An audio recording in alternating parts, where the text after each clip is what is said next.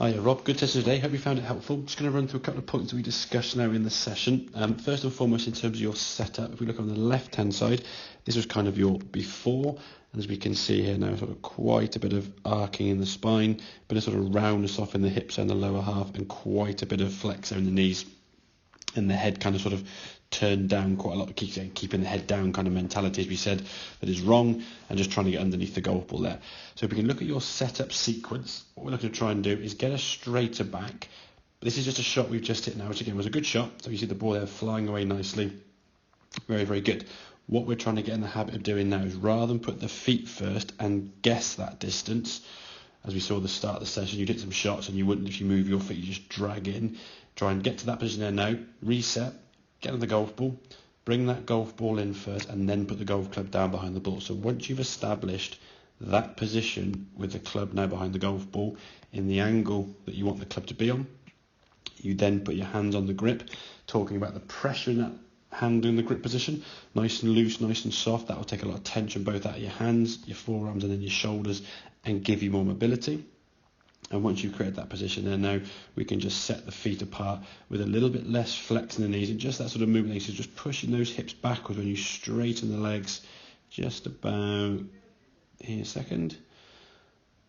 There we go. Just a little bit more kind of flex in those knees, so a little bit less flex in the knees, just getting that back a little bit straighter. So if we can get that back in a better position, get your spine now generally straighter, that's going to enable your body just to work more effectively. So the sequence and the only real thought process you need to work on is that sequence at setup.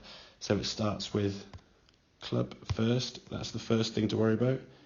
Gripping the club second, and once you've got a good posture there, you then set your feet third. So try and do every single shot in that order over and over again. And if you miss it a golf ball, so be it.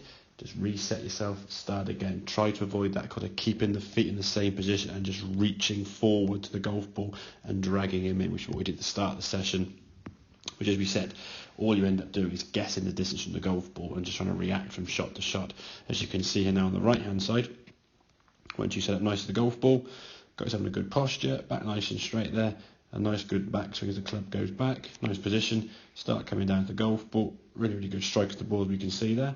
Ball then sailing down the range there very, very nicely. Compare that to sort of the hunch position you can see here now as with the golf ball, very sort of rounded. As a result of that round in the spine, you see your head and your body sort of popping up, that sort of jumping sensation you said when you come with the golf ball, and you see the strike on the golf ball now much more towards the heel.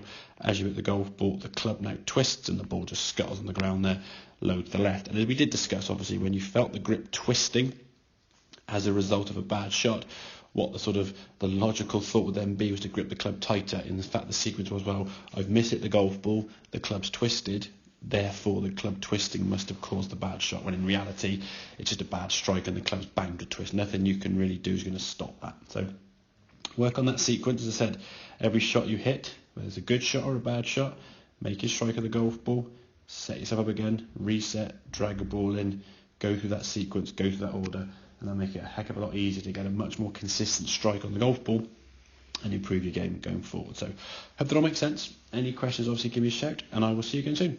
Cheers, mate.